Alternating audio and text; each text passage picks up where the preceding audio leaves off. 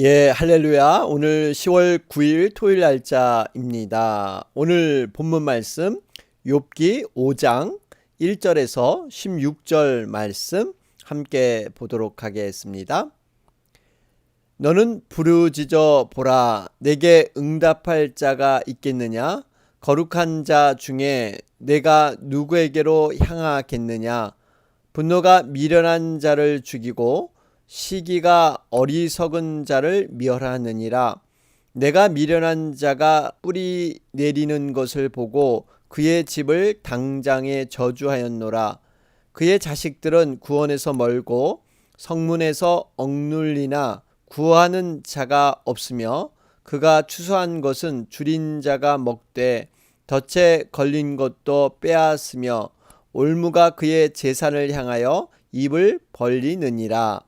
재난은 티끌에서 일어나는 것이 아니며 고생은 흙에서 나는 것이 아니니라. 사람은 고생을 위하여 났으니 불꽃이 위로 날아가는 것 같으니라. 나라면 하나님을 찾겠고 내 일을 하나님께 의탁하리라. 하나님은 헤아릴 수 없이 큰 일을 행하시며 기한 일을 셀 수 없이 행하시나니 비를 땅에 내리시고 물을 밭에 보내시며 낮은 자를 높이 드시고 애곡하는 자를 일으키사 구원에 이르게 하시느니라. 하나님은 교활한 자의 계교를 꺾으사 그들의 손이 성공하지 못하게 하시며 지혜로운 자가 자기의 계략에 빠지게 하시며 간교한 자의 계략을 무너뜨리심으로 그들은 낮에도 어두움을 만나고 대낮에도 더듬기를 밤과 같이 하느니라. 하나님은 가난한 자를 강한 자의 칼과 그 입에서 또한 그들의 손에서 구출하여 주시나니 그러므로 가난한 자가 희망이 있고 악행이 스스로 입을 다무느니라. 아멘. 예, 우리 욥기 5장 살펴보는 가운데 있습니다. 여러분, 욥기의 구조상 4장부터 14장은요, 욥과 세 친구들이 1차 논쟁하는 모습이 기록되어 있습니다. 4장에서 5장에 걸쳐서 이 엘리바스가 변론하는 내용입니다. 그래서 우리가 지난 시간에 이어서 그대로 엘리바스가 이렇게 변론을 하죠. 여러분, 엘리바스의 변론의 중심 내용은 경험을 통한 인과응보적인 사고입니다. 자신이 인생에서 경험했던 것을 총동원해서 지금 욥을 공격하고 있고요. 또 하나는 어떠한 사건이 그냥 일어나는 것이 아니라 반드시 원인이 있다. 이것을 주장하면서 그는 자신의 얘기들을 변호하고 있습니다. 자, 오늘 1장 말씀을 보시면 너는 부르짖어 보라. 내게 응답할 자가 있겠느냐? 거룩한 자 중에 내가 누구에게로 향하겠느냐? 욥기의 구조와 내용을 반영하는 핵심 동사가 부르짖다 그리고 응답하다입니다. 지금 1절 말씀의 내용은 욥이 계속해서 원망과 불평 이런 저주의 말을 이렇게 하는 것, 결국 이렇게 부르짖어봤자 하나님은 아무런 응답을 하지 않는다. 그런 얘기를 지금 약간의 그러한 비아냥거림이 담겨있는 그러한 내용이 1절 말씀이죠. 여러분, 거룩한 자 가운데서 과연 누구에게 가서 그러한 원망과 불평 저주를 쏟아낼 것이며 또 그 가운데 과연 누가 대답을 할 것이냐, 뭐 이런 투로 지금 얘기를 하고 있습니다. 어떻게 보면 엘리바스가 한 내용은 일반적인 그러한 내용이면 맞습니다. 그러나 지금 욥이 당한 아픔에 대한 배려가 없고요. 욥은 이렇게 고난을 당한 것은 어떠한 죄를 진 것이 아닌 이러한 상황이라는 것을 이 친구가 헤아리지 못했던 안타까움이 있습니다.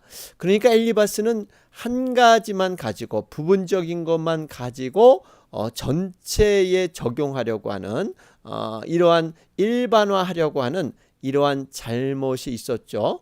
그래서 우리가 엘리바스의 가르침은 일반적인 그러한 가르침으로 보면 너무나 정확하고 의미가 있습니다.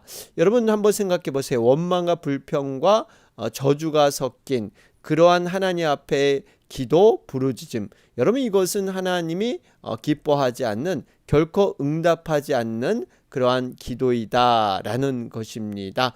우리는 어떻게 하든지 어떠한 상황에서도 감사의 말, 여러분 이 감사에는 놀라운 하나님의 능력이 숨어 있는 줄로 믿습니다. 감사는 선택이고 또한 믿음의 능력이고 감사는 또한 훈련입니다. 하루아침에 감사의 고백이 터져 나오진 않는 것이죠. 자, 그러면서 2절에 분노와 시기라는 것이 등장합니다. 분노가 미련한 자를 죽이고 시기가 어리석은 자를 멸하느니라. 이 땅에서 삶이 미련하다는 것은 어떠한 지혜가 없어서 머리가 나빠서 미련한 것이 아니라 분노의 포로가 되어서 그 감정에 이끌려 다닌다는 것입니다. 결국에는 이 분노가 자신의 파멸을 부르게 되는데 이 감정에 충실해서 결국 폭발하는 것. 여러분 이로 인해서 이제는 그러한 모든 분을 담아내지 못하죠. 다 쏟아낸 것은 여러분 다시 담지가 못합니다. 그래서 여러분 분노와 시기 이러한 감정을 잘 조절해야 합니다. 요즘 세상이 복잡해짐에 따라서 사람들에게 분노 장애 조절, 정신적인 질병들이 많이 등장하고 있습니다. 여러분 분노와 시기의 감정 폭발은 너무나 무서운 것이죠. 성경에도 어리석은 자의 특징이 바로 이 분노와 시기를 제대로 조절하지 못한 것이다 말씀하고 있습니다. 잠언 22장 3절 말씀을 보면 돌은 무겁고 모래도 가볍지 아니하거니와 미련한 자의 분노는 이 돌보다 무거우니라. 그러면서 부는 잔인하고 노는 창수 같거니와 투기 앞에야 누가 서리요. 여러분 결국 이 분노와 시기의 감정의 포로가 되어서는 안 된다 이렇게 말씀하고 있죠. 우리가 이것을 잘 처리하는 자가 용사보다 낫다 그래요. 용사보다 낫다. 그렇기 때문에 정말 우리 안에 있는 감정을 순화시키는 것, 여러분 이것은 이제 하나님의 말씀과 성령의 인도함 가운데 가능한 것이죠. 자, 그러면서 우리가 이제 5절 말씀에 가보시면 지금 여전히 엘리바스가 이 인과응보적인 생각을 버리지 못하고 있다 하는 것을 볼 수가 있습니다. 5절 보시면 그가 추수한 것은 줄인 자가 먹되 덫에 걸린 것도 빼앗으며 올무가 그의 재산을 향하여 입을 벌리느니라. 결국 악을 행하는 자들은 재산을 다 빼앗기게 된다. 아무리 자기 재산을 보호할 방책을 마련해도 그 재산을 지킬 수 없다. 이것은 결국 욥이 모든 재산을 잃은 것에 대한 그의 숨겨진 죄에 대한 하나님의 심판이다. 지금 이렇게 엘리바스는 말하고 있는 것입니다. 엘리바스의 주장, 욥에게는 정확하게 적용되지 않지만 보편적인 그러한 상식으로서는 너무나 당연한 것이죠. 인과응보의 법칙, 물론 이것은 현세 완전히 이 땅에서 완전히 적용되지는 않습니다. 여러분 인과응보의 그 사상을 비춰보면 자신의 행위에 따라서 보응을 받는 사상이지 않습니까? 선을 행한 자에게 선을 보상을 받고 악을 행하는 자는 악의 보응을 받는다. 그런데 여러분 세상이 과연 이렇게 딱 들어맞습니까? 여러분 참 이렇지가 않죠. 결국 이 은과 응보는 궁극적으로 종말론적인 그러한 측면의 내용들입니다. 여러분 이것은 세상에서 일어나지 않더라도 반드시 하나님 나라 안에서는 이 악인과 의인은 분명히 갈라지게 되어 있다는 것입니다. 알곡과 쭉정이는 모양이 비슷해서 지금은 잘 모르지만 이 하나님의 관점, 이 종말론적인 관점에는 반드시 갈라진다는 것입니다. 오히려 이 인과응보의 법칙은 현세에 맞지 않는다는 것은요, 사실 성경에 보면 믿음 있는 사람들이, 정말 의인들이 형통하고 복을 받고 잘 살아야 되는데 의인들이 핍박을 받고 있죠. 초대교인들은 어떻습니까? 그들이 믿는 믿음 때문에 사자굴에 던져져서 사자밥이 돼야 하는, 또 감옥에 갇혀야 되는 현세적인 복을 누리지 못합니다. 의인임에도 불구하고 이러한 고난의 삶을 사는 것이죠. 그러나 종말론적인 법칙, 반드시 하나님 나라에는 정말 심판주 앞에 섰을 때 의인과 악인은 확연히 구분된다는 것입니다. 의인에게는 영생으로, 악인에게는 영벌을 갚으시는 것. 여러분, 이것이 하나님의 그러한 분명한 진리의 법칙이 되는 줄로 믿습니다. 자, 그러면서 6절에 재난은 티끌에서 일어나는 것이 아니며 고생은 흙에서 나는 것이 아니니라. 여러분, 이 6절의 의미는 결국 이런 뜻입니다. 내게서 일어나는 고난과 역경, 슬픔, 이런 것을 외부나 상황이나 환경 탓으로 돌려서는 안 된다는 것입니다. 물론 이 말은 욥에게 맞지 않은 내용이죠. 우리가 이 엘리바스가 이렇게 무리하게 욥에게 모든 일반적인 논리를 적용하려고 하는데 그것은 아주 잘못된 태도다, 앞에서 말씀을 드렸습니다. 여러분, 인간의 죄성 가운데 하나가 남의 탓을 하고 상황의 탓을 돌리는 것입니다. 최초의 범죄자 아담과 하와를 봐도 그렇지 않습니까? 하나님 앞에 내가 잘못했습니다, 내 탓입니다 라고 회개해야 하는데 자신들의 실수와 잘못을 자신에게서 찾지 않습니다. 외부와 상황으로 돌리고 있죠. 무엇보다도 이 아담은 하나님이 주셔서 함께 하신 그러한 여자, 그녀가 나무 실과를 주어서 내가 먹었을 뿐이다, 이렇게 책임을 전가하고 또 하나님 앞에 원망까지도 하는 모습. 또 하와는 어떻습니까? 뱀이 꿰어서 내가 먹었을 뿐이다, 둘러대게 되죠. 결국 죄는 있는데 죄는 없는 셈입니다. 결국 변명하고 책임을 전가하는 것. 여러분, 무엇보다 그래서 우리는 어떠한 상황에서도 내 탓이요 라고 고백하는 것이 중요합니다. 7절 말씀을 보시면 사람은 고생을 위하여 났으니 불꽃이 위로 날아가는 것 같으니라. 여러분, 이것은 고생이라는 것, 고난이라는 것은 모든 인생에 있어서 보편적인 것이다 라는 것입니다. 이 의미는 결국 인생에 있어서 고통이라는 것이 왔을 때 이것을 너무나 유별스럽게, 왜 나에게만, why not, 하나님 왜 이런 어려움을 주십니까? 이렇게 특별하게 생각하지 말라는 것입니다. 사실 예전 한국에서 가난한 시절을 살았던 그 시대는요, 모두들 고생을 했고 고난이 있었기 때문에 이것을 특별하게 여기지 않았어요. 오히려 요즘 시대의 이 상대적 박탈감, 정말 내가 먹을 것도 있고 입을 것, 잠잘 것 다 있지만, 모든 것이 다 갖춰졌지만 나보다 몇 배 재력을 가진 사람의 모습을 보면서 괜히 내가 주눅들고 뭔가 내가 못난 것처럼 여겨지는 이런 상대적인 박탈감. 여러분, 분명한 것은요, 아무리 돈이 많고 명예와 권력을 가진 자가 성공한 인생처럼 우리에게 보이지만 그들도 깊은 내면에 들어가 보면 오히려 평범한 사람보다, 또 우리 평범한 사람들이 느끼지 못하는 큰 고민과 고통이 그 안에 자리 잡고 있다는 겁니다. 결국에는 여러분, 내가 느끼는 고통은 남도 그렇게 동일하거나 비슷한 고통이 다 있다는 거예요. 그렇기 때문에 우리는 고통과 고난이 찾아올 때 너무 이것을 특별하게 생각하지 말고 불평과 원망을 통해서 하나님 앞에 범죄하지 말고 이 고통과 고난을 자연스럽게 믿음 안에서 잘 이겨나가는 것. 여러분, 이것이 바로 진정한 믿음의 사람의 모습인 줄로 믿습니다. 자, 그러면서 8절 말씀을 보시면 나라면 하나님을 찾겠고 내 일을 하나님께 의탁하리라.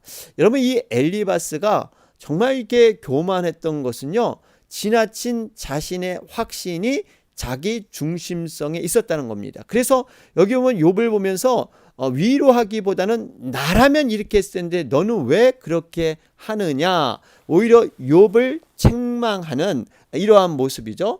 여러분, 흔히들 사람들은요, 이 바둑이나 장기를 둘 때 훈수를 두죠. 훈수를 두면 여러 가지 길이 보입니다. 그러나 막상 여기 시합에 등장하는 그러한 사람들은요, 이것이 잘 안 보일 수가 있어요. 그래서 훈수는 또 두는 사람은 책임이 없잖아요.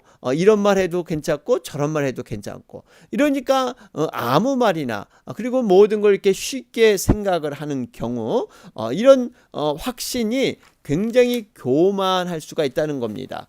여러분, 지금 이 엘리바스는 물론 어떤 측면에서는 조언일 수 있죠. 기도로 이 모든 것을 해결할 것인데 왜 그 기도를 하지 않느냐.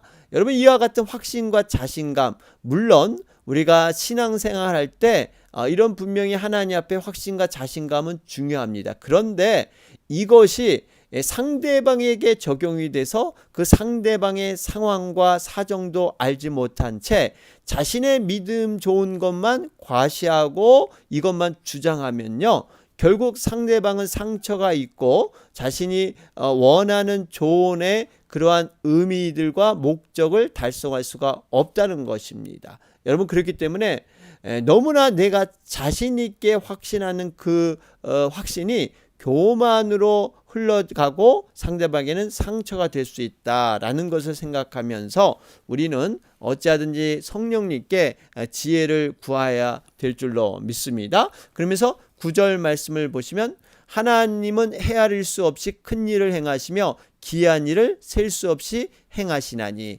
예, 정확한 정말 하나님에 대한 그런 표현입니다. 여러분, 하나님께서는요, 인간이 생각하지 못하는 방법으로, 우리가 계산하고 계획하지 못하는 방법으로 놀랍게 일하시는 분이 하나님인 줄로 믿습니다. 우리들의 상상을 초월해서 하나님은 일을 이루고 계십니다. 여러분, 분명히 이 구원의 길에서는 더 확신 있게 하나님은 일을 하고 계시죠. 이 택한 자들을 구원하실 때 결코 실패하지 않으십니다. 성경에 보면 창세기 18장 14절 이하를 보면요, 89세 된 사레가 올해 아들을 낳을 것이다, 하나님의 말씀을 듣게 되죠. 그럴 땐 사레의 반응이 웃으면서 어떻게 그런 일이 있겠느냐 반신반의합니다. 그럴 때 하나님의 말씀이 무엇입니까? 여호와께 능치 못할 일이 있겠느냐. 정말 하나님은 못하실 것이 없다, 인간의 생각을 뛰어넘는다, 불가능을 가능케 하신 분이다, 분명히 말씀하십니다. 또 여러분, 민수기 11장 23절 이하를 보면 이제 이스라엘 백성이 오랜 광야 생활에 지치게 됩니다. 그러면서 하나님을 원망하면서 고기 먹기를 구했을 때 하나님께서 1개월 동안 고기를 먹게 해주겠다 약속하시죠. 그때 모세의 반응이 어땠습니까? 그들을 위해서 양떼와 소떼를 잡은들 족하겠으며 바다의 모든 고기를 모은들 족하겠느냐. 그러면서 이 모세는 굉장히 회의적인 반응을 보입니다. 그럴 때 하나님께서 모세에게 하신 말씀이 무엇입니까? 여호와의 손이 짧아졌느냐. 여러분, 하나님의 능력은 축소되지 않습니다. 어제나 오늘과 내일도 동일하게 살아계신 하나님의 능력은 전능하신 그런 하나님이신 줄로 믿습니다. 결국 하나님께서는 인간적인 시각, 도무지 해결되지 않아 보이는 상황에서도 분명하게 구원의 길을 이루시고 행하신다. 여러분, 그렇기 때문에 우리가 인간적인 불가능 가운데 포기하지 않고 끝까지 전능하신 하나님을 믿고 바라며 믿음으로 우리는 구해야 될 줄로 믿습니다. 자, 그런 가운데 여러분 12절 말씀을 보시면 하나님은 교활한 자의 계교를 꺾으사 그들의 손이 성공하지 못하게 하시며, 그러죠. 하나님께서는 이 정말 교활한 자, 사악한 이러한 계교를 무너뜨리고 하나님의 뜻을 온전히 이루신다는 것입니다. 여러분, 정말 이 인간의 계교, 이 계교라는 것은 마음속에 품은 악한 생각이죠. 여러분, 이것을 어떻게 인간이 알겠습니까? 어떤 사람이 정말 마음 먹고 속이고자 하면요, 10사람이 이걸 막을래도 막을 수가 없습니다. 그만큼 치밀하게 속이기 때문에 뻔히 알면서 당하는 것. 그렇기 때문에 여러분, 인간은 이 악한 자의 계교를 알지 못합니다. 그러나 우리 하나님께서는요, 이 모든 것을 감찰하시고 악인의 괴계로부터 정말 하나님의 사람, 하나님의 백성들을 지켜 보호하여 주십니다. 에스더 6장 13절에 보면 여러분, 이 페르시아 제국 내 모든 유대인들을 몰살시키려고 했던 사람, 바로 하만이죠. 하만의 괴계. 여러분, 이것도 아주 굉장히 치밀하게 준비되었는데요. 이 괴계를 바로 하나님께서 친히 막아 주십니다. 여러분, 뭐니 해도 가장 큰 악인들의 괴계가 뭡니까? 바로 예수 그리스도를 못 박아서 결국 이렇게 십자가로 죽임으로 말미암아 자신들이 승리할 것처럼 이러한 악한 계획을 세우죠. 그런데 하나님의 뜻은 놀랍죠. 그들의 계획이 성공한 것 같지만 오히려 그것으로 이 사단이 무너지고 완전히 정복되는, 그래서 예수님이 친히 부활하시는, 여러분, 결국 사단이 던진 창을 맞으시고 돌아가셨지만 오히려 부활함으로 말미암아 완전히 사단의 머리를 깨부수는, 여러분, 이러한 하나님의 놀라운 계획, 이것은 인간의 힘으로, 인간의 능으로는 되지 않는 그러한 계획들인데, 하나님께서는 이 모든 것들을 통해서 합력하여 선을 이루시는 인간의 악한 계획까지도 사용하셔서 하나님의 선함을 이끄시는, 여러분, 그러한 하나님인 줄로 믿습니다. 13절 보시면 지혜로운 자가 자기의 계략에 빠지게 하시며 강교한 자의 계략을 무너뜨리심으로, 그렇죠. 결국 이 무슨 의미입니까? 악인들은요, 스스로 자기 꾀에 넘어가게 됐고 자기가 쳐놓은 그물에 스스로 걸리게 되어 있다라는 그러한 의미가 있습니다. 그러니까 결국 하나님께서는 반드시 선한 사람들을 일으켜 세우신다라는 것이죠. 그러면서 14절에 그들은 낮에도 어두움을 만나고 대낮에도 더듬기를 밤과 같이 하느니라. 여러분 보세요. 이 낮에도 어두움을 만난다. 그리고 대낮에도 더듬기를 밤과 같이 한다. 결국 낮과 밤을 제대로 활용하지 못하고 구분하지 못한다. 결국 이 의미는 한순간에 악인들은요, 예상치 못한 순간에 완전히 실패하고 낭패의 순간이 그들에게 온다는 것입니다. 여러분, 이 악인들이 겉으로 보기에는 득세하고 뭐가 잘 되고 형통하는 것 같지만 반드시 이렇게 하루아침에 무너질 수밖에 없는 그러한 심판의 날이 반드시 올 것이다 말씀하고 있습니다. 자, 그러면서 결론적으로 우리 15절 16절 말씀입니다. 하나님은 가난한 자를 강한 자의 칼과 그 입에서 또한 그들의 손에서 구출하여 주시나니 그러므로 가난한 자가 희망이 있고 악행이 스스로 입을 다무느니라. 여기 보면 가난한 자를 강한 자의 칼, 강한 자의 칼. 여러분, 가난하다는 것은요, 분명히 연약한 존재입니다. 너무 약하고 정말 곤비할 수 있고 또 힘이 지나는 고난을 받아서 이렇게 힘든 삶이 될 수가 있죠. 중요한 것은 이렇게 가난한 자에게 그냥 하나님은 무너지게만 두는 것이 아니라 강한 자의 칼을 그의 손에 맡기신다는 것입니다. 결국 위기에 놓인 그러한 하나님의 백성들 그냥 모두 무너지게 놔두는 것이 아니라 반드시 그들의 손에서 구출하여 주시나니, 그러니까 위기 앞에 놓인 그들을 하나님은 반드시 구출해서 하나님의 뜻대로 세워주신다 말씀하고 있죠. 자, 오늘 말씀 정리해 보면 고난과 재난의 이유를 죄로만 보는 오류. 지금 엘리바스는 모든 상황이 일반적인 그러한 모든 상식적인 그러한 이론은 맞습니다. 그러나 그럼에도 불구하고 욥의 특별한 상황에 맞지 않습니다.